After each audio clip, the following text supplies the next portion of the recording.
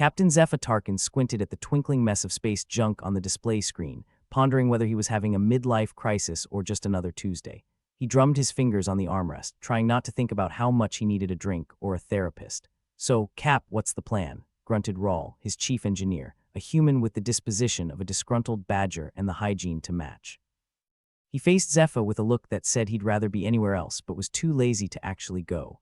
"The plan, my dear Rawl, is to pick through this delightful ocean of cosmic vomit until we find something shiny," Zephyr replied, flashing a grin that was more sarcastic than sincere. "And maybe, just maybe, we'll get lucky and find something the mushroom heads want to buy." Rawl snorted, a sound like gravel in a blender. "Yeah, 'cause alien fungus buying our old junk is the pinnacle of human achievement. Spare me the lecture on humanity's fall from grace, Rawl. You know it's all about selling dreams.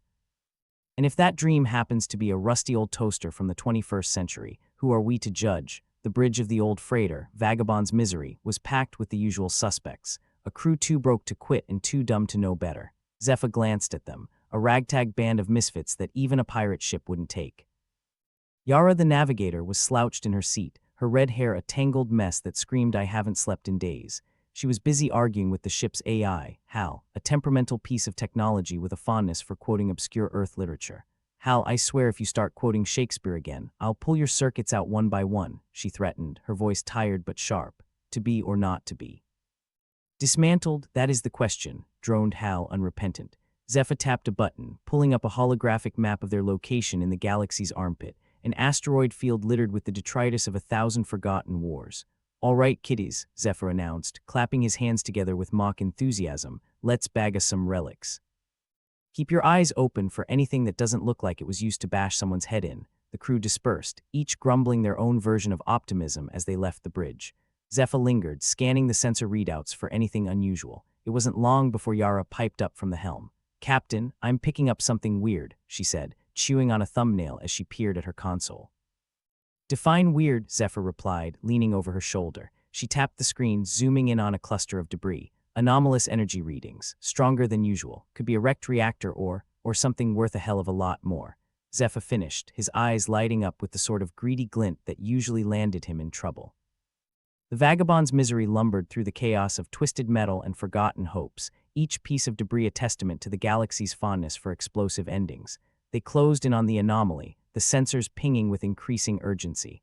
"Got visual," Yara announced, 3 screens flickering alive to reveal the source of the readings. It was an ancient human ship, or what was left of it, a skeletal hulk floating in the void, its hull marred by time and violence. But it wasn't the ship itself that caught their attention. It was what lay cradled within its breeches, a cluster of artifacts glowing softly with an eerie, otherworldly light. "Rawl, suit up," Zephyr ordered. "We're going for a walk," Rawl grimaced. "Spacewalk in this junkyard." "You know how much I hate wearing those damn suits, Cap." Zephyr patted his shoulder, feigning sympathy. "Think of it as a chance to practice your zero-gravity yoga." The airlock hissed open, and the 2 men stepped out into the void, tethered to their ship like reluctant umbilical cords. They drifted toward the ancient vessel, the faint glow of the artifacts casting strange shadows over their faces. "Ever get the feeling you're being watched?" Rawl muttered.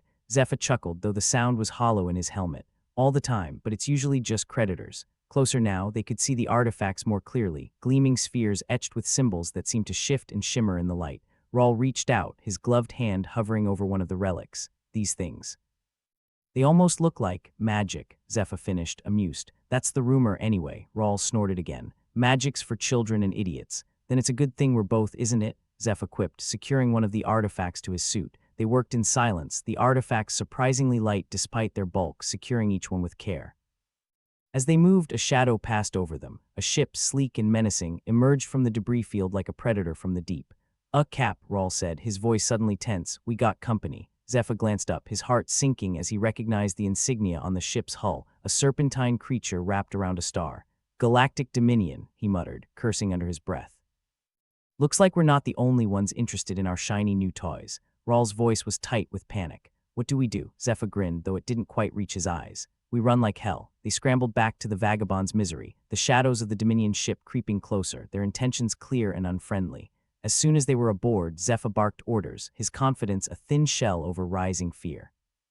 "Yara, get us out of here," Max burned. The engines roared to life, the ship lurching forward with a groan. Zephyr strapped in, watching as the Dominion vessel gave chase. Cap, you think those things really got magic in 'em? Yara asked, her voice steady despite the chaos. Hell if I know, Zephyr replied, his mind racing with possibilities. But whatever they are, they're worth dying for. Yara gave him a sideways glance. You're a real optimist, Cap. Nah, Zephyr said, grinning as the stars blurred past. I'm just too stubborn to die. The vagabond's misery tore through the scrapyard, weaving between debris as the Dominion ship fired volley after volley of plasma fire, the shots narrowly missing their mark. Rawl, divert all power to engines, Zephyr ordered, his voice calm despite the storm. Aye, Cap, Rawl barked back, fingers flying over his console. It was a game of cat and mouse, and they were the mouse, small, desperate, and clinging to the hope that the cat might get bored and find something tastier to chase. We've got jump coordinates, Yara announced, punching in the sequence with a smirk. Hold onto your butts, kids. The ship shuddered as it entered the jump, the stars stretching into lines before snapping back, leaving the scrapyard and their pursuers far behind. Zephyr leaned back in his chair, releasing a breath he hadn't realized he was holding. Well, that was fun. Define fun, Rawl grumbled, wiping sweat from his brow. Fun is surviving to drink another day, Zephyr said, already dreaming of the bottle waiting for him in his quarters. Yara turned in her chair, her eyes glittering with newfound curiosity. So, what do you think these things really are? Zephyr shrugged, looking at the glowing spheres now safely secured in the hold. Myth, magic, or madness, maybe all three. But one thing's for sure, they're going to make our lives a lot more interesting. And by interesting, you mean dangerous, Rawl muttered, shaking his head. Zephyr laughed, the sound echoing through the bridge. Exactly. After all, what's life without a little peril? Their laughter faded into silence, the weight of their discovery settling over them like a shroud. Whatever secrets the relics held, they were now part of a story far older and stranger than any of them could imagine. And as the vagabond's misery drifted through the void, their future stretched before them, uncertain, perilous, and filled with the promise of adventure. Zephyr looked at his crew, a ragtag band of misfits and dreamers, and felt something he hadn't in a long time, a flicker of hope. All right, crew, he said, clapping his hands together. Let's see how far down this rabbit hole goes. And as they set course for the unknown, the galaxy waited, holding its breath for what came next, and so did they. Zephyr leaned back in his chair, a small smirk playing at the corner of his lips as the vagabond's misery cruised through the uneventful black. A successful escape with some shiny odds and ends in the hold, just another day at the office. Except today, the office was about to get a bit more crowded.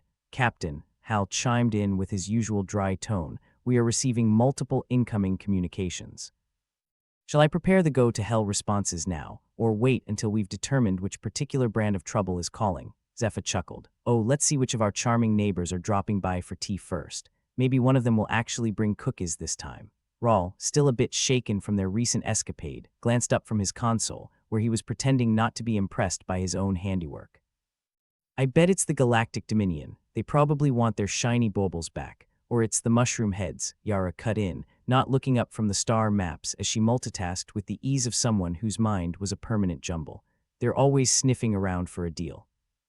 Probably smelled the relics all the way from whatever rock they're hiding under. You folks have such faith in our lovely neighbors, Zephyr said with a faux wistfulness. Might be pirates. Or if we're really lucky, Space Jehovah's Witnesses wanting to sell us salvation at half price. Or maybe, Hal added with a tinge of sarcasm, it's just someone who wants to borrow a cup of sugar. Hal, remind me to uninstall your sense of humor next time we're in port, Rawl muttered, though his lips twitched in amusement. The communications monitor pinged, lighting up with a list of incoming signals. Zephyr scanned it, his smirk broadening into a grin of pure mischief. Well, let's open the party line, shall we? One by one, he tapped the screen, bringing up the faces, or in some cases, the closest approximation to their new friends. First up, a mushroom head representative, all bulbous caps and waving fronds, looking like a bad trip on legs. Next, a dire-faced Galactic Dominion officer, eyes as flat and friendly as a snake's. And finally, an unknown, a smooth, featureless mask that obscured any hint of identity, but radiated menace like a black hole amidst dread. Greetings, gentle beings, Zephyr began, plastering on his most insincere smile. Welcome to today's episode of Who Wants What We've Got. The mushroom head spoke first, its voice a series of melodic hums translated by Hal into something more human-friendly. Esteemed humans, we are interested in the artifacts you have acquired. They are of significant historical and cultural value to us. Great, let me guess, Zephyr interrupted. You want to trade for that vintage toaster again? Because I gar tell you, it hasn't made a decent piece of toast since 2080. The mushroom head emitted a series of flustered clicks, the equivalent of an alien clearing its throat. We are prepared to offer more suitable compensation. Good to know. Hold that thought, Zephyr said, turning his attention to the Dominion officer, who was already vibrating with stern authority. Captain Tarkin, those artifacts are the property of the Galactic Dominion. You are ordered to surrender them immediately under the authority of interstellar law. Zephyr made a show of scratching his head, feigning ignorance. Interstellar law, I'm gonna need a copy of that manual. I think Ayers got used as fuel during a particularly cold night. Captain, the officer said through gritted teeth, this is not a negotiation. Good, because I hate negotiating before my morning coffee. Now, if you'll excuse me, Zephyr waved him off with a flick of the wrist, turning to the final participant on this merry band of misfits. The masked figure's voice was an unsettling monotone, like 1,000 whispering snakes. We represent parties interested in the relics for research purposes. Compensation will be generous. Zephyr leaned back, eyeing the monitor with a mix of curiosity and annoyance. You know, the last guy who offered me generous compensation tried to pay with a box of expired sardines. Where have you got that beats that? Information, replied the mask, voice as enigmatic as ever. Knowledge that could save your lives. Rawl snorted, yeah, because we're just dying for more bedtime stories. Zephyr rubbed his chin, considering the three offers while his crew watched with a mix of anticipation and dread. He didn't trust any of them, of course, but then again, trust was a luxury they couldn't afford. So, Zephyr said, addressing the trio of suitors, here's the deal. We're open to discussions, but first we need to know why everyone's suddenly so interested in some old junk. The mushroom head hummed, its tendrils twitching. The relics are believed to contain knowledge from the ancients, a civilization lost to time. They may hold the key to many of our questions. The Dominion officer jumped in. They are a significant threat. In the wrong hands, they could destabilize entire sectors. And you, Masky, Zephyr prompted. There are powers, the masked figure replied. That would see the galaxy changed. The relics are part of that plan. Zephyr turned to his crew, raising an eyebrow. What do you think, gang? Sounds like everyone's got their own apocalypse to sell. Yara shrugged, still focused on her charts. How about we sell them to the highest bidder and skip town before they all start shooting? Rawl grumbled something about hating space diplomacy almost as much as he hated whatever passed for food on the ship. Hal, Zephyr asked, half joking. Got any pearls of wisdom from Earth literature to guide us? Perhaps a line from Sun Tzu, Hal replied smoothly. In the midst of chaos, there is also opportunity. An optimist, our Hal, Zephyr quipped. But he's got a point. The captain turned back to the monitors, his expression now a carefully crafted mask of consideration. Here's what we're gonna do. We'll consider all offers. In the meantime, why don't you all take a breather and let us talk it over? The mushroom head nodded, the Dominion officer reluctantly agreed, and the masked figure simply vanished from the screen without another word, leaving Zephyr to face his crew. So thoughts, all three of them are full of shit, Rawl said bluntly, not bothering to sugarcoat his opinion. Yara added, they all want the relics for themselves. Classic power struggle. Personally, I say we keep them guessing. Zephyr chuckled, as if we have any other choice. But one thing's clear, these things are trouble. The kind with a capital T. Then why the hell did we pick them up? Rawl muttered. Zephyr's grin was as irreverent as ever. Because, my dear Rawl, we're just the kind of idiots who like to dance with danger. More like tango with death, Yara quipped, raising an eyebrow at the relics. The relics sat in the cargo bay, seemingly innocent, as if mocking them with their silent potential for chaos. Whatever secrets they held, it was a safe bet that it wasn't anything good. Zephyr clapped his hands together. All right, let's plot a course far enough away to make them work for it, but close enough to keep an eye on things. And in the meantime, we'll see if we can't crack these things open and figure out why everyone's so hot and bothered. The vagabond's misery rumbled to life once more, engines humming with the promise of movement and mischief. The crew moved with a practiced ease, the chaos of their lives as familiar as the ship's creaky corridors. As they slipped through the dark, the galaxy seemed to hold its breath. Zephyr and his crew were about to dive headlong into a maelstrom of intrigue, alliances, and betrayals. Just another day in the life of human space adventurers, where every choice was a gamble, and the stakes were always the same. All right, crew, Zephyr said, grinning despite the gnawing uncertainty. Let's see just how much trouble we can get ourselves out of this time. And with that, they sailed onward into the great, chaotic unknown, where every star hid a secret and every shadow a threat. But for Zephyr and his ragtag band, it was home, a mess of danger, laughter, and the occasional moment of hope. The vagabond's misery cruised through space with all the grace of a drunken whale, navigating the asteroid field littered with the debris of forgotten wars. It was a scenery that would make any interstellar tourist guide call it quaint, if said guide was blind and had a twisted sense of humor. On board, the crew was indulging in their usual pastime, arguing about which relic should be used as a paperweight and which should be offered to the first bidder who promised not to shoot them.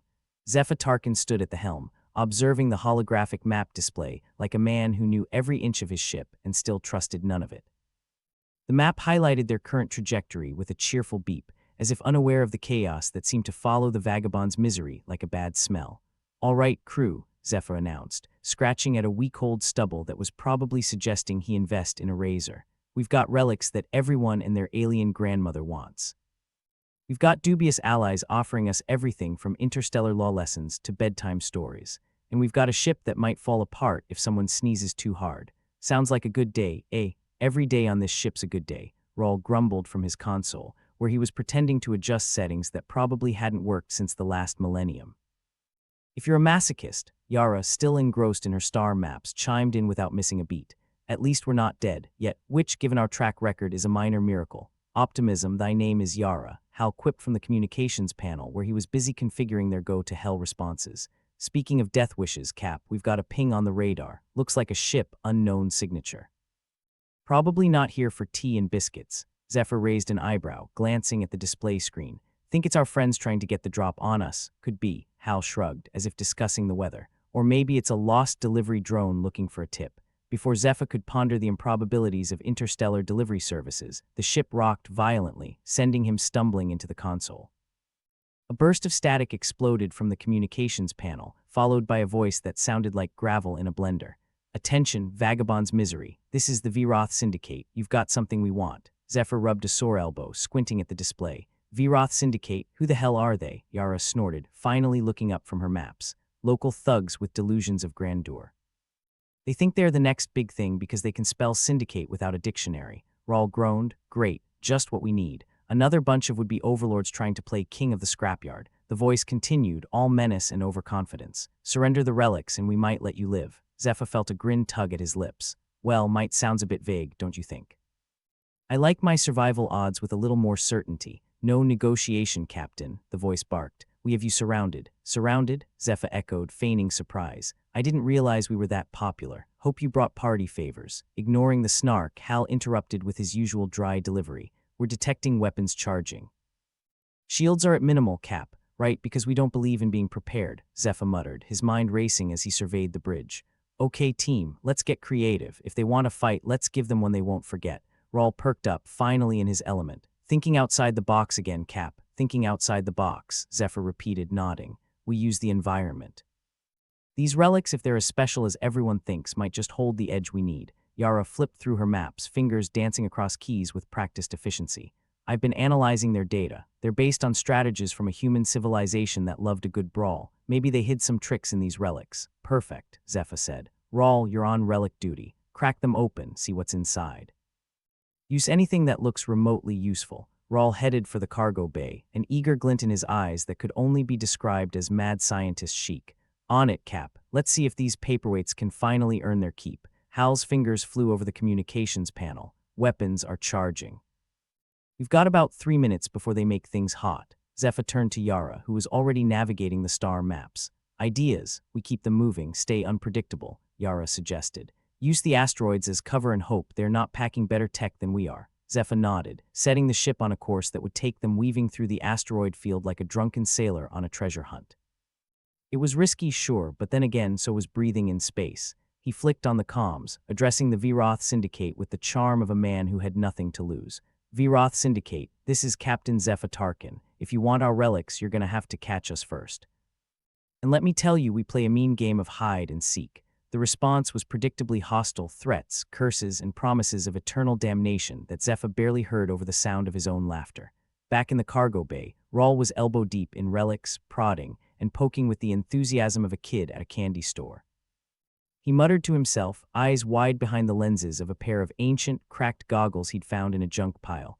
"Come on, you dusty old things, show me your secrets." His fingers brushed a series of markings, and suddenly the relics hummed to life.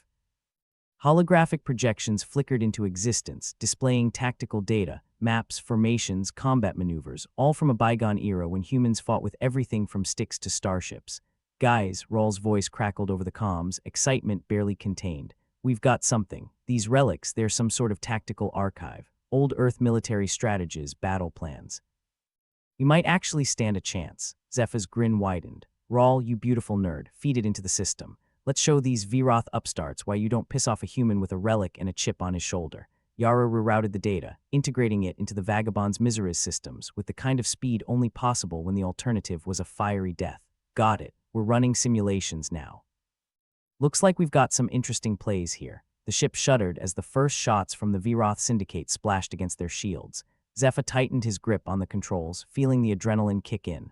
All right, crew, time to show them what a little human ingenuity can do. The Vagabond's Misery twisted and turned through the asteroid field, each maneuver a calculated risk. Zephyr pushed the ship hard, relying on Yara's navigational skills and Rawl's newfound tactical insights. The asteroids provided cover in chaos, an unpredictable dance that kept the Vroth syndicate on their toes. Rawl, how are we looking? Zephyr called, dodging another volley of fire. Good news and bad news, Rawl replied, his voice laced with tension. Good news is the tactics are holding up. Bad news is their firepower's more impressive than their negotiating skills. Typical, Zephyr quipped, banking the ship hard left. Yara, any chance of turning these rocks into a weapon? Yara's fingers flew over the control panel, eyes darting between the screens. Working on it. If we time it right, we might just give them a nasty surprise. Hal's voice cut in, calm amidst the chaos. Incoming transmission from the Vroth. They're offering terms. Zephyr barked a laugh. Funny how a little resistance makes them reconsider. Patch it through. The gravelly voice returned, tinged with frustration. Captain, we propose a ceasefire. We have no desire to engage in a prolonged conflict. Prolonged conflict, Zephyr mocked. We've barely started the appetizers. What's this really about? There was a pause, then the voice spoke again, reluctantly. We underestimated you. Our intelligence failed to account for your resourcefulness. Resourcefulness? Zephyr echoed, grinning at his crew. I like the sound of that, but why should we trust you? We sweetened the deal. The voice continued, clearly not used to being on the back foot. A share of our spoils, safe passage, and a partnership that benefits us all. Zephyr glanced at his crew. Cynicism was the order of the day, but even so, they had to play their cards right. Let's not get all huggy just yet, he replied, turning back to the comms. We'll consider it. But first, call off your dogs, and let's hash this out like civilized spacefaring folks. There was a grudging acknowledgement from the Vroth, the sound of weapons powering down echoing faintly through the static. Zephyr relaxed his grip on the controls just a bit. All right, crew, he said, allowing himself a moment of relief. Looks like we've got ourselves a momentary reprieve. Let's see what kind of deal we can hammer out. Hal snorted. Think they'll keep their word? Zephyr shrugged. Doubt it, but that's a problem for tomorrow. Today, we celebrate not getting blown up. Yara tapped her console, bringing up the relic data once more. We've still got an edge with these.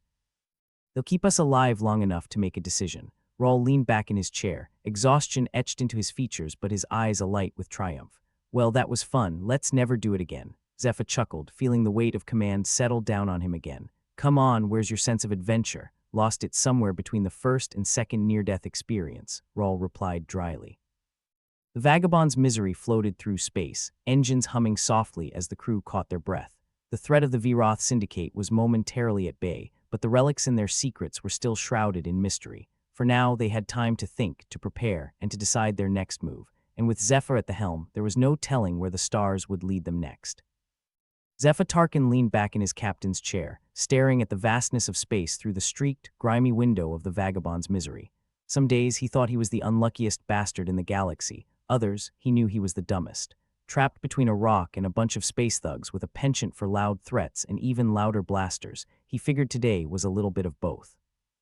The Vroth Syndicate, his newest set of admirers, had agreed to a ceasefire. But here's the thing about ceasefires. The only thing they actually cease is the firing. The bullshitting, that continues at warp speed. Cap, you thinkin' what I'm thinkin'? Hal asked, not bothering to look up from the comms panel where his fingers danced like they had a mind of their own.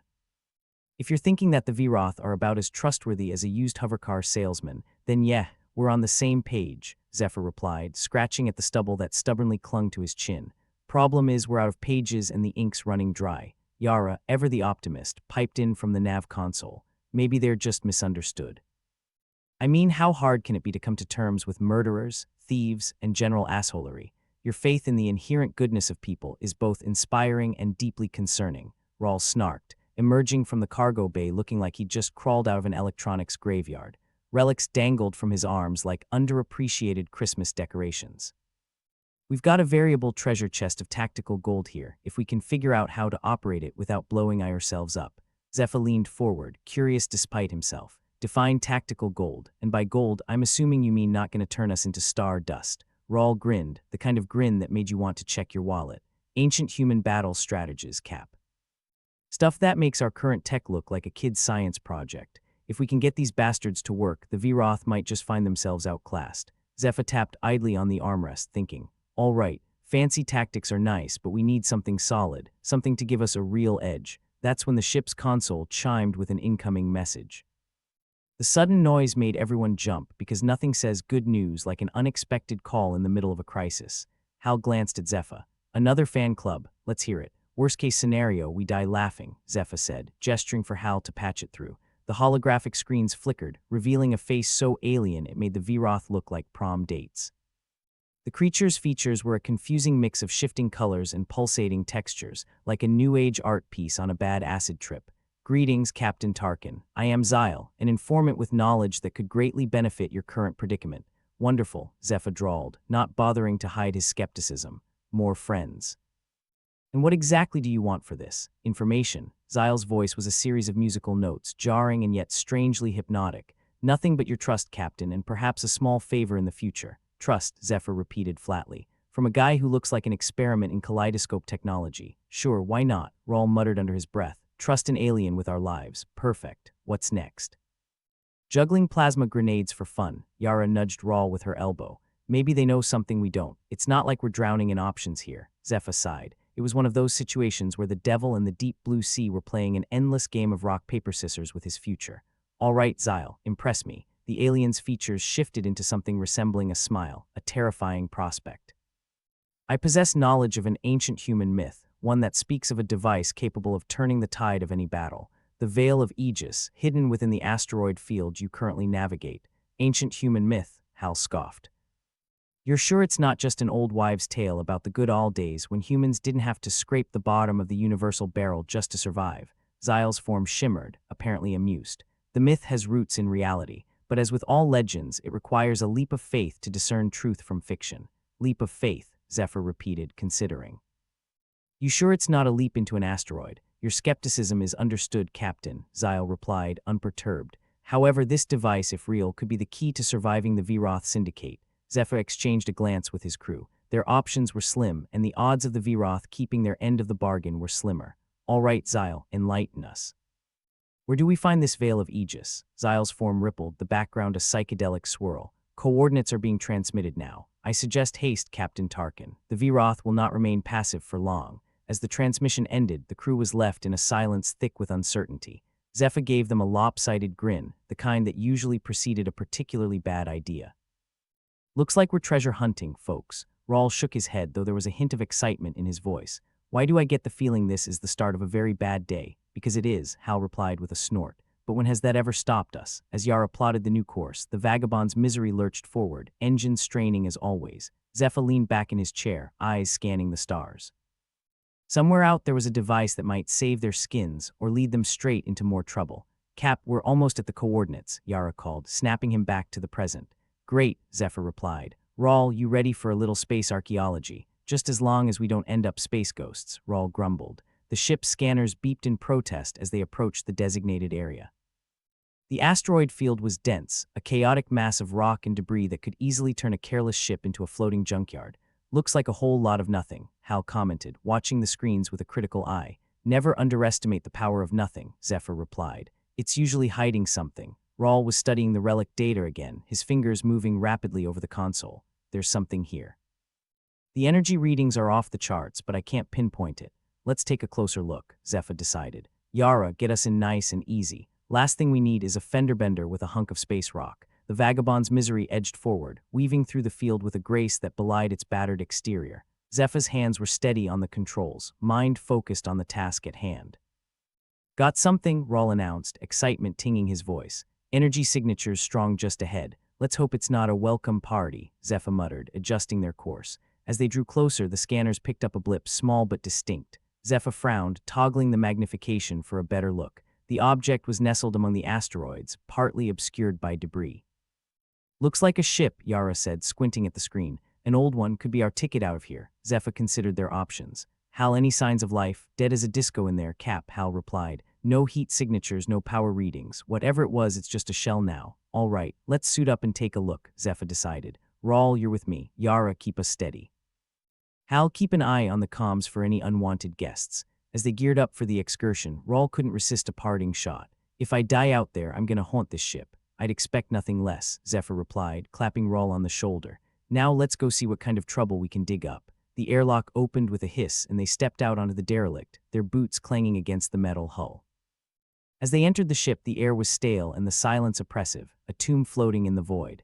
Looks like the cleaning crew missed a spot, Rawl quipped, shining his light down the darkened corridors. Zephyr couldn't help but chuckle. Just keep an eye out for anything that screams ancient power. We don't have time for a full tour. Their search led them deeper into the ship, through narrow passageways and rusted bulkheads.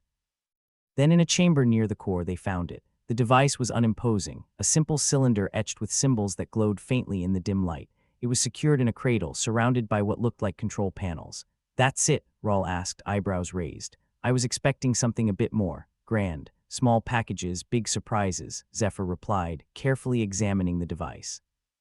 Let's get this thing back to the ship before the Viroth decide to drop by unannounced. As they made their way back, Zephyr couldn't shake the feeling that they were being watched. Maybe it was the echoes of their footsteps, or the ghosts of past crews whispering through the empty halls. Back on the Vagabond's Misery, they secured the device in the cargo bay. Zephyr leaned back against a crate, relief mingling with unease. So now what? Yara asked, eyeing the device warily. Now we figure out how this thing works, Zephyr answered, looking at Rawl. Any ideas? Rawl shrugged, staring at the device with a mix of awe and trepidation. I'll need time to study it, but if it's as powerful as the myth suggests, we might just have a fighting chance. Let's hope so, Zephyr said, turning his gaze to the stars. Because if this thing doesn't pan out, plan B is, well, we don't really have one. As the crew settled in for a long night of trial and error, Zephyr couldn't help but laugh at the absurdity of it all. Here they were, betting their lives on a mythical device and the word of a shifty alien informant. But then again, if he'd wanted certainty, he'd have chosen a different line of work, one with less space thuggery and more predictable ires. For now, their fate was tied to an ancient myth and the promise of a brighter, or at least less explode-wide, tomorrow. The Vagabond's Misery was a mess of alarms, flashing lights, and the occasional hiss of something that shouldn't be leaking. In other words, a typical Tuesday. Zephyr Tarkin stood at the helm, feeling every bit the captain of a sinking ship, except ships usually had the decency to sink in water, not the endless void of space. Cap, we gotta scram, Rawl hollered from the engineering bay, his voice barely audible over the cacophony of battle outside. The asteroid field had become a junkyard jamboree of deadly crossfire, with everyone's least favorite houseguests, the Viroth, crashing the party uninvited. Scram to where exactly, Rawl? The Viroth have us surrounded like a bad punchline. Zephyr snapped back, watching the display screens with a frown. Everywhere he looked, there was chaos, ships exploding, debris spiraling, and the occasional fire that someone should probably put out. Yara smacked the nav console with a well-practiced mixture of frustration and affection. The engines are holding on by a thread, and unless that thread can magically turn us invisible, then it's gonna unravel like my last relationship, Hal finished, his fingers dancing over the comms panel. Which, by the way, was not built to withstand the personal calls of half the galaxy. Seriously, how do these people get our number? Zephyr sighed, a sound that felt as though it had been waiting at the back of his throat since birth. All right, team, let's keep it together. I didn't sign up to become space debris today, and I'm not about to start. The crew was counting on him for a miracle, which was a shame because miracles were in short supply, kind of like good coffee and honest politicians. Still, they had a myth, a shiny new relic, and the hope that maybe, just maybe, they could pull a rabbit out of their cosmic hat before the Viroth pulled the rug out from under them. Rawl, any progress on that ancient gizmo? Zephyr asked, injecting the question with a dose of optimism he didn't quite feel. Rawl's voice crackled over the intercom, tinged with static and exasperation. It's like trying to read an IKEA manual in ancient Greek, Cap. I've got symbols that might mean on or might mean don't touch if you value your life. It's a toss-up. Well, toss those dice fast because the Viroth aren't big on waiting games unless it ends with us in pieces, Zephyr replied, glancing at the holographic map that was currently highlighting their terrible odds with a cheerful beep. Yara looked up from her console, eyes meeting Zephyr's with a mix of determination and that indefinable quality of someone who still believed in happy endings. You think this veil of Aegis can actually save us? If it doesn't, we'll at least get a front row seat to our own spectacular demise, Zephyr said, grinning in that way that was all teeth and no joy. And I hear the view's great from the end of the world. The ship shuddered violently, another telltale sign that the Viroth were getting bored with their teasing and were about to get serious. In other words, their day was about to go from bad to whoops, we're dead. Any chance we can sweet-talk the Vroth into a ceasefire? Hal asked, his tone more hopeful than realistic. Sure, Zephyr replied dryly, right after they finished teaching kittens to juggle plasma grenades and make balloon animals. Hal snorted, the sound disappearing into the din of the ship. Guess I should cancel that order for party hats then. The vagabond's misery banked sharply to avoid a chunk of asteroid masquerading as a murder weapon, and Zephyr wondered, not for the first time, why he'd ever thought venturing into space was a good career move. Then again, the options back on Earth had been limited, something about a restraining order, a misunderstanding with a senator's daughter, and a small explosion that wasn't technically his fault. We're running out of time, Yara pointed out, always the voice of reason in their merry band of misfits. Yeah, but on the bright side, we're also running out of options, Zephyr replied. Maybe that's where the cliché about desperate times comes in handy. Rawl's voice came over the intercom again, more excited this time. I think I've got something. The device. It's reacting. I just need to press. This, in terms of last words, press this was up there with hold my beer and what's the worst that could happen. But before Zephyr could voice his concerns, the ship was enveloped in a blinding light, a surge of power that coursed through every wire, every circuit, every bone in his body. What the hell, Rawl? Zephyr shouted, blinking rapidly against the afterimage seared into his retinas. I think I might have turned it on, Cap, Rawl said, sounding both amazed and terrified, probably the right reaction when dealing with mythological artifacts. What did it do? Hal asked. Well, for starters, we're not dead, Zephyr pointed out. Which, given our current predicament, is a marked improvement. Outside, the battle continued to rage, the Vroth pressing their attack with the enthusiasm of a tax collector on payday. But the vagabond's misery felt different, stronger, like maybe it had decided it didn't want to be a flying coffin after all. Whatever you did, Rawl, don't stop doing it, Zephyr said, adjusting the ship's controls. The response was immediate, the ship moving with a fluidity and grace that had been absent since, well, ever. Cap were cutting through their lines like a hot knife through, Hal began, before Zephyr cut him off. Yeah, let's skip the food metaphors and focus on not dying, okay? They dove and weaved through the chaos, the device lending their ship a speed and agility that was nothing short of miraculous. Zephyr could almost hear the Vroth cursing them from afar, their voices lost to the vacuum, but their intentions clear as the explosions chasing their tail. Yara, plot us an exit vector, Zephyr ordered, every muscle taut with the effort of keeping them one step ahead of certain doom. Already on it, Cap, Yara replied, fingers flying over the controls. The ship danced through the asteroid field, the Vroth shots falling wide as if the universe itself had decided to give Zephyr a break. For the first time in a long time, it felt like they might just make it out in one piece. Hal, any chatter on the comms? Zephyr asked, not daring to hope too much, not yet. Just a lot of angry Vroth cursing and something about us being the filthy offspring of space rats. So nothing new. Great, Zephyr said, flashing a grin that was equal parts relief and adrenaline. Let's keep it that way. Their path clear, the vagabond's misery surged forward, leaving the chaos behind. It was over, at least for now. They were alive, the ship was still in one piece, and the universe hadn't conspired to kill them before lunch. All right, everyone. Let's take a minute to breathe before the next crisis hits, Zephyr said, leaning back in his chair. The exhaustion hit him like a freight train, but he'd take it over the alternative. Rawl's voice crackled over the intercom, sounding more chipper than any man stuck in a room with a potentially world-ending device had any right to be. So, Cap, does this mean we're heroes now? Zephyr chuckled, the sound more weary than amused. Heroes, no, Rawl, but we're not dead idiots, and that's good enough for me today. The crew relaxed, tension easing from their limbs as the adrenaline faded. The vagabond's misery continued on its path, the stars beyond a reminder that, no matter how dire things got, they were still free. Yara, Zephyr said, his voice softer now, take us somewhere nice. Somewhere we can lay low, recharge, and figure out what the hell we do next. Roger that, Cap, Yara replied, punching in the coordinates to a place that, with any luck, wasn't on anyone's radar. As the ship adjusted its course, Zephyr closed his eyes, letting himself drift for just a moment. They'd gotten lucky this time, stumbled upon a myth that had become their saving grace. But luck was as fickle as a cat in a room full of rocking chairs, and he knew better than to rely on it for too long. Hal, he said, voice rough with fatigue, keep an eye on the comms. Let me know if anyone starts plotting our untimely demise again. Sure thing, Cap, Hal replied, his tone light but his eyes sharp. Zephyr looked around at his crew, misfits and scoundrels, every one of them, but they were his. And as long as they had each other, and a few ancient devices up their sleeves, they might just keep making it through the messes they found themselves in.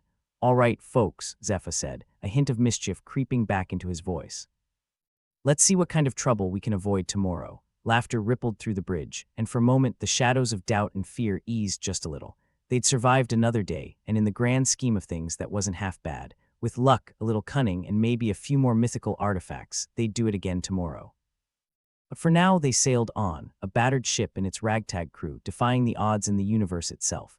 And if anyone dared to call them heroes, well, that was their own damn problem. The vagabond's misery drifted through the aftermath of chaos with the grace of a drunk trying to navigate through a minefield. The crew, a ragtag band of cynical misfits, had managed to survive yet another space catastrophe, their reward. A brief moment of calm before the universe undoubtedly decided to throw them back into the cosmic blender. "All right, Rawl, spill it," Zephyr ordered, leaning back in his chair with the poise of a man who didn't want to admit he was winging it. "You said you got the gizmo working. Now, what exactly did we unleash?" Rawl's face appeared on the comms panel, grinning like he'd just found a 20-credit note in an old pair of pants. "It's like peeling back layers of a really dangerous onion, Cap. I reckon this thing's been sending out signals, like some ancient invitation to a party we weren't sure we wanted to attend." "Great," Zephyr muttered, "because nothing says good idea like crashing a millennia-old soiree with homicidal aliens." Yara's voice cut in, her tone the epitome of barely restrained sarcasm. "Let me guess, our uninvited guests are the kind that bring plasma rifles instead of wine." "Pretty much," Rawl replied, the spark of excitement in his eyes undeterred by the impending doom. "But here's where it gets interesting.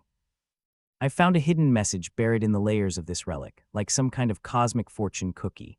If it says you will have good luck in the near future, I'm tossing it out the nearest airlock," Zephyr warned, though his curiosity was piqued despite himself. Rawl pulled up a holographic display, a jumble of symbols and distorted figures that vibrated with ancient mystery. "This is where it gets weird. This thing seems to be a roadmap, a strategy based on human legends." Hal, who had been listening with half-interest while munching on some unidentifiable space jerky, perked up. "Human legends.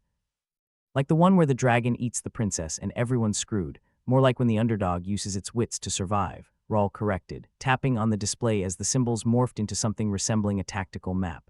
"It's kind of like chess, only each piece is a potential death sentence." Zephyr leaned forward, eyes narrowing as he tried to make sense of the ancient symbols. "So, what's the end game here? Turn our sorry asses into some sort of legendary defense strategy?" "Pretty much," Rawl nodded, his excitement infectious. "This thing outlines maneuvers and tactics that the Viroth, in all their mushroom-headed glory, would never see coming." Zephyr rubbed his chin, considering. "So, we've got the element of surprise and a playbook the aliens won't understand until it's too late. I like it. It's like we're the cunning fox in a henhouse of blind chickens." Yara smirked, her fingers dancing over her console as she pulled up data streams. "Just remember, Cap, sometimes the fox ends up in a stew." "An uplifting thought, Yara, thanks," Zephyr replied dryly. "But unless anyone's got better ideas, I'd say we've been dealt a hand worth playing." The crew nodded, a mixture of grim determination and gallows humor settling over them like an old, uncomfortable blanket they'd grown used to.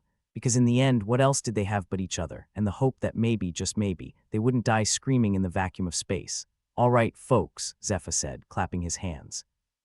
"Let's put this legendary chess game into motion. Yara, get us into position. Rawl, keep that device singing. Hal, see if you can't distract any listeners. We've got a strategy to implement and hopefully a lot more days to live." The vagabond's misery creaked as it changed course, a reluctant steed being coaxed toward battle by a master it didn't entirely trust.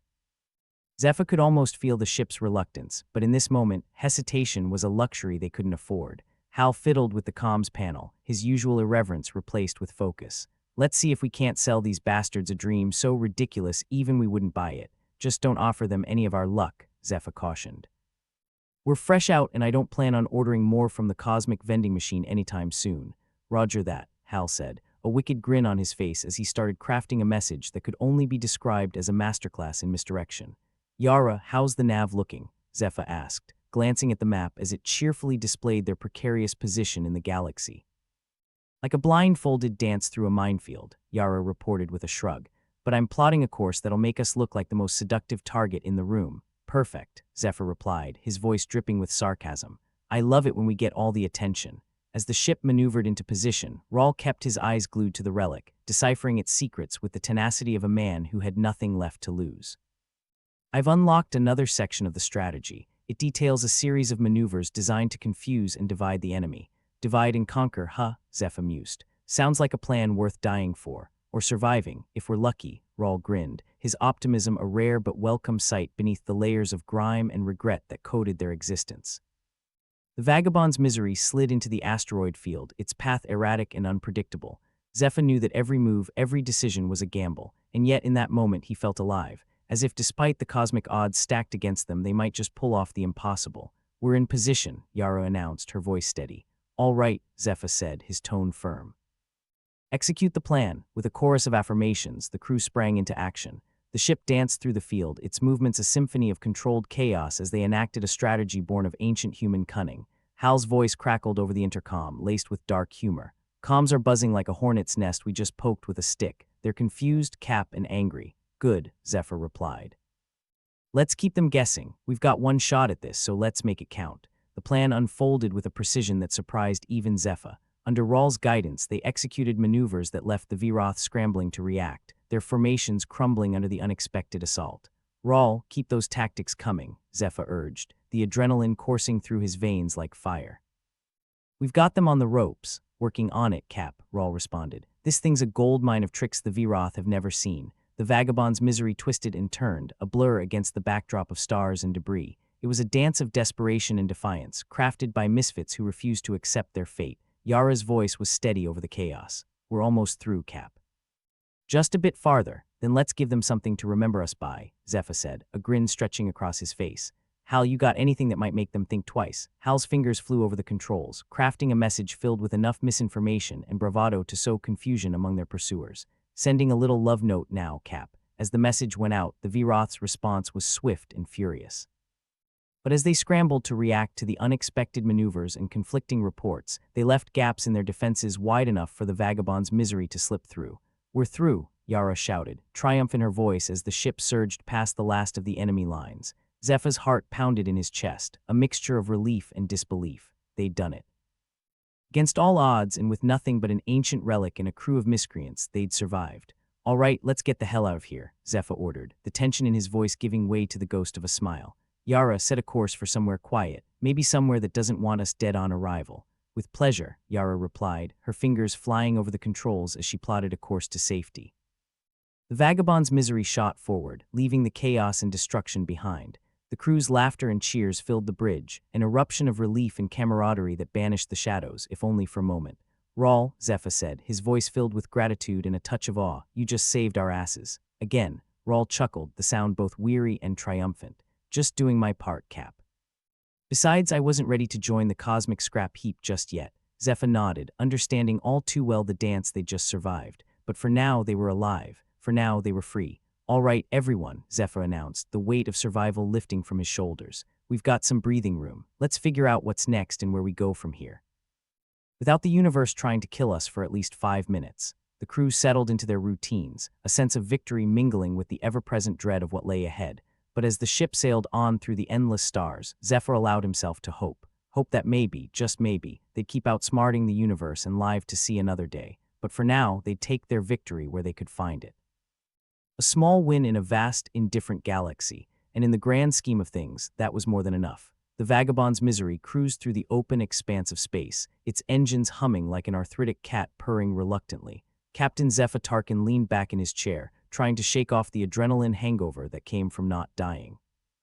"All right, folks," he announced, rubbing his temples like a man with a headache on the cusp of sentience. "We've got a golden opportunity here. We've poked the Viroth Syndicate in the eye, and now it's time to shove our hand down their throat. Rahl, how's that gizmo looking?" Rahl was hunched over the ancient device, the holographic display casting a greenish pallor on his enthusiastic face.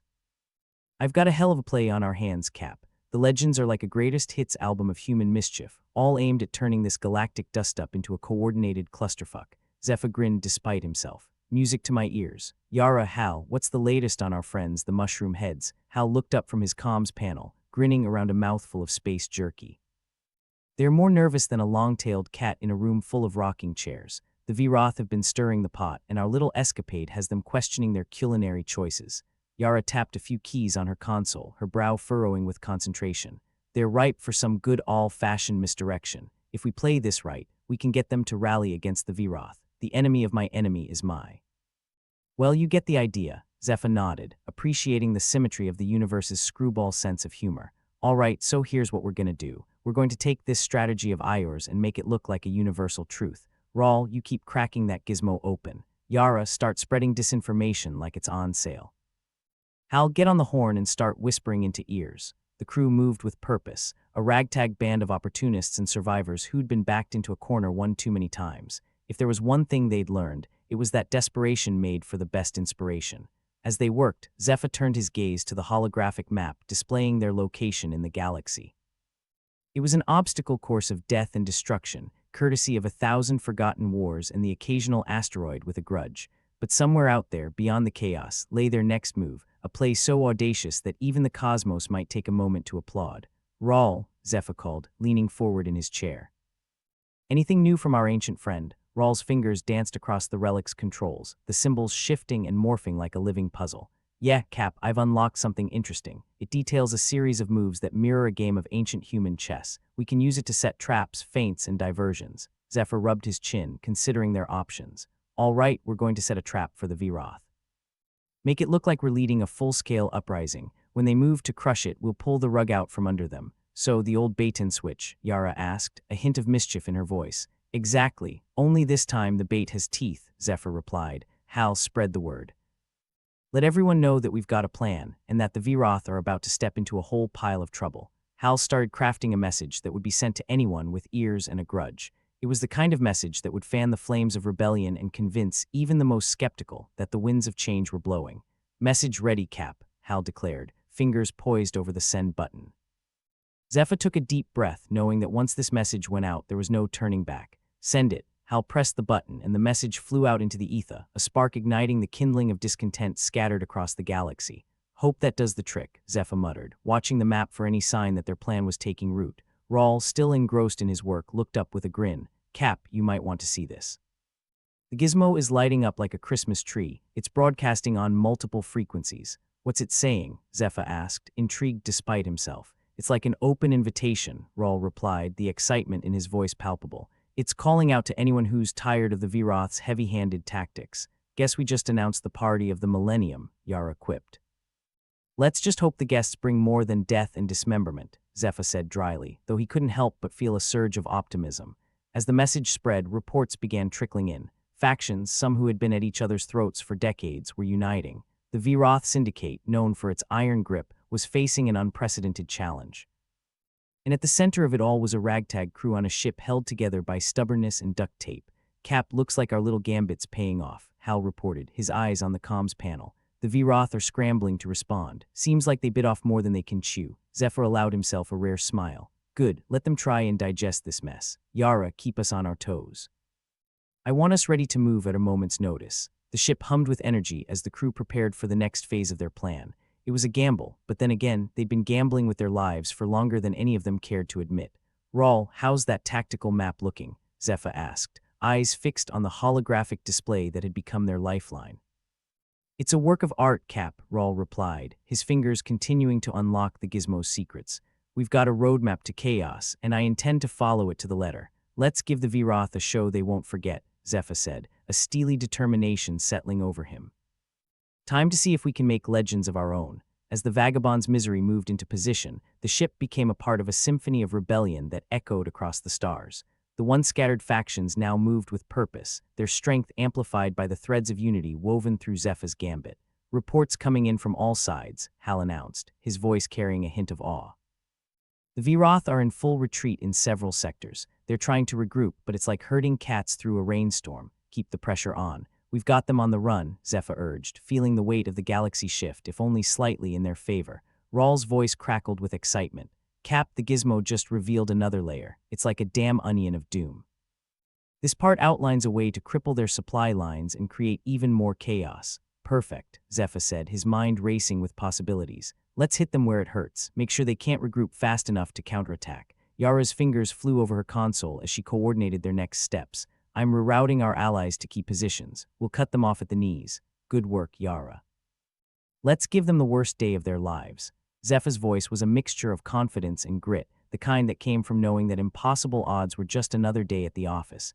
The Vagabond's misery raced through space, its every move calculated and precise. The crew, bound by a shared sense of purpose, worked with an efficiency that belied their patchwork existence. Hal's voice broke through the focus, tinged with dark amusement. "Cap, they're in full panic mode. We've turned their chain of command into a game of telephone, and the lines are jammed with the screams of the soon-to-be unemployed. Zephyr laughed, a sound rare and unexpected. Let them scream, we've been punched down enough. Time they felt the boot on the other foot. With each maneuver, the Vroth's control slipped further, their grip on the galaxy weakening under the relentless assault. The once-feared syndicate was now a shadow of its former self, scattered and disorganized. Cap, we've got incoming messages from allies, Yara reported, her tone triumphant. They're offering support and resources. Looks like we've got more friends than we thought. Zephyr's heart swelled with a mix of pride and relief. Let's use every advantage we can. Show them that unity isn't a relic of the past. As the battle reached its climax, the Vagabond's misery and its allies danced a deadly waltz, weaving through the chaos with a precision born of necessity. The galaxy watched as the tides of power shifted, the once invincible Vroth syndicate brought to its knees by a crew of misfits and an ancient device. Rawl, any more tricks up that gizmo's sleeve? Zephyr asked, his voice tinged with anticipation. Rawl shook his head, his eyes gleaming with the thrill of discovery. We've played every card, Cap. Now it's up to us to see it through. Then let's finish this, Zephyr declared, determination etched into every line of his face. For us and for everyone who's been under the Vroth's thumb. In a galaxy defined by darkness, the Vagabond's misery shone bright, a beacon of defiance and hope in equal measure. As the final moves of their gambit played out, Zephyr knew that whatever lay ahead, they'd face it together, united by the bonds forged in the crucible of survival. And as the dust settled, as the galaxy began to find its new balance, Zephyr allowed himself a moment of quiet satisfaction. They'd done the impossible, turned the tide, and carved their names into the annals of history. For now, that was enough. The Vagabond's misery drifted amidst the wreckage, the aftermath of their little shindig with the Vroth syndicate sprawled out across the star-dusted void like a celestial hangover. Captain Zephyr Tarkin sat in the cockpit, idly spinning a wrench in his hands and contemplating the sheer improbability of their survival. He chuckled to himself, a dry, sardonic noise that echoed in the cramped space. Well, we're not dead, yet. That's always something. Rawl, still tinkering with the gizmo, glanced up. Not dead is a pretty low bar, Cap. Zephyr smirked, tossing the wrench into the air and catching it with the ease of someone who had spent more time fixing things than piloting them. Yeah, but it's a bar we've managed to limbo under consistently. Gotta take the wins where you can get him. Yara sauntered in, her grin as sharp as ever. You hear. The Vroth are licking their wounds, and the rumor is they're terrified of the big bad human myths. Zephyr raised an eyebrow. Myths, huh, I always knew we were legendary. It's the stories, Cap, Yara continued, leaning against one of the bulkheads. The tales of humans overcoming the impossible, sticking it to the universe. Hal, sitting at the comms panel with a half-eaten strip of space jerky, chimed in. I heard they're saying we're like some ancient Earth heroes, made us sound like we were wielding swords and slaying dragons. Zephyr snorted. I barely managed to wield a spanner without whacking myself in the face. Well, apparently whacking is what they fear most, Hal said with a chuckle. We've got factions that wouldn't piss on each other if they were on fire, now wanting to be best buds thanks to you, Cap. Rawl peered up from the gizmo, his expression a mix of awe and disbelief. It's like we've become the galaxy's answer to the Avengers, except we're more like the Defenders. If the Defenders were a group of spacefaring misfits with a penchant for bad decisions. Hey now, Zephyr said, mock-offended. We make excellent bad decisions. Yara's eyes sparkled with mischief. And we've turned those bad decisions into a coalition of the disgruntled. We're practically revolutionaries now. Funny how everyone loves a revolution until they realize it doesn't come with a health plan, Zephyr remarked, leaning back in his chair. Hal, juggling multiple communications, interjected. We've got an incoming message from the newly formed United Fractured Alliances. Good name, terrible acronym. Let's hear it, Zephyr said, waving a hand dismissively. I could use a good laugh. Hal patched the message through, and the cockpit filled with the staticky voice of some overeager representative. Captain Zephyr Tarkin, we are in awe of your strategic brilliance and wish to join forces with your esteemed crew to rid the galaxy of the Vroth menace once and for all. Zephyr smirked. Esteemed crew, they must have us confused with someone who knows what they're doing. Rawl shrugged, his attention half on the gizmo. We did pull off a coup on a shoestring budget, and a lot of duct tape, Yara added. Can't forget the duct tape, Zephyr agreed. All right, Hal, tell them we're in, but remind them that esteemed comes with a high maintenance fee. With the alliances forming, the galaxy seemed to be on the verge of something big or catastrophic, depending on one's perspective.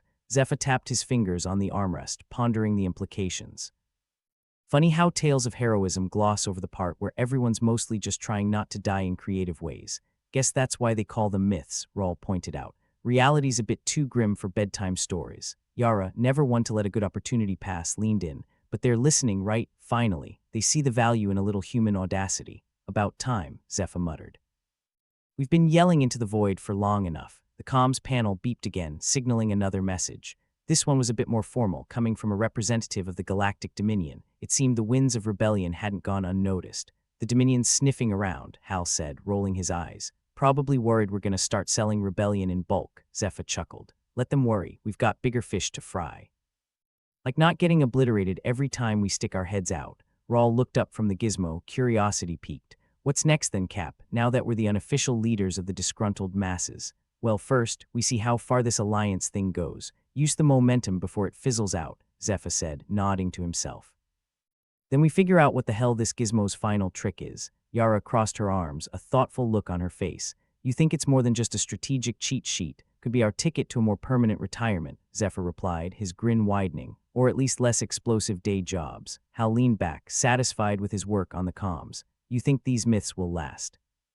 That they'll keep scaring the pants off the Viroth and inspiring the galaxy, Zephyr shrugged. Hell if I know, but if there's one thing humans are good at, it's making a story stick. Rawl nodded, setting the gizmo aside for a moment. We've stumbled through history on stories and stubbornness. Maybe that's enough. Zephyr looked at his crew, a bunch of ragtag scoundrels who'd somehow turned the galaxy on its head.